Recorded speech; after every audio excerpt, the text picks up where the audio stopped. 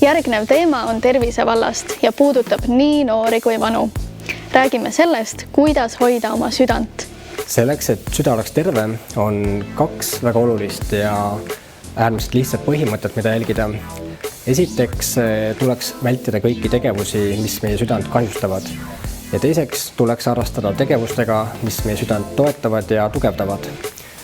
Kui me räägime südame ja veresoonkonna haiguste riskiteguritest, siis see on selline kompleksne nähtus. See tähendab seda, et meil on riskitegurid, mida me ei saa modifitseerida, näiteks vanus, pärilikkus, sugu, aga teisest küljest on meil terve hulk erinevaid riskitegureid, mida meil on võimalik korrigeerida, näiteks kõrge vererõhk, suitsetamine, hüperkolesteroleemia ehk kõrge vererasvasisaldus, liigne kehakaal, rasvumine, liigne alkoholi tarbimine, vähene ööuni.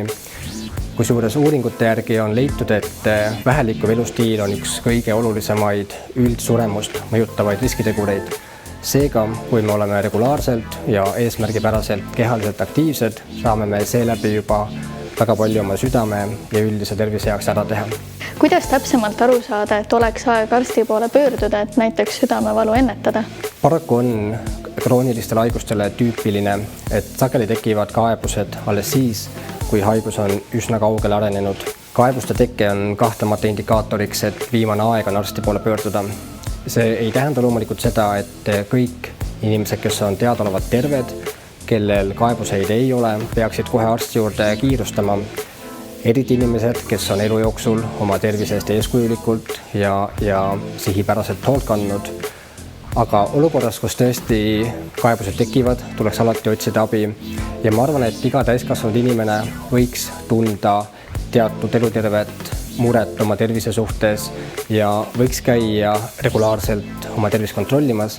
Ja see puudutab eriti keskealisi ja ka vanemealisi inimesi. Milliseid igapäevaseid ja lihtsaid nippe sa veel oskad jagada? Kindlasti oleks oluline mõelda ka toitumise peale. Kui me räägime tervislikust toitumisest, siis tegelikult suurim viga, mida tihtipeale tehakse, on seotud toidu hulgaga, mitte niivõrd toidu enda koostisega ja selle toidu sedeli valikuga. Kui me keskendume sellele, et me toitume mõistlikus koguses, siis tegelikult sellega on juba võimalik enda jaoks üht-teist ära teha. Inimene ei suuda keerulisi reegleid jälgida, see on selge, et vähemasti mitte pikka aega. Et lihtsalt põhimõtted see, et me liigume ja see, et me magame normaalselt ja see, et me toitume mõistlikult, see tähendab ka seda, et me alustame sellest, et me ei ahmi toitu meeletutes kogustes. Ma arvan, et sellest piisab üldiselt, et oma tervise jaoks üht-teist ära teha.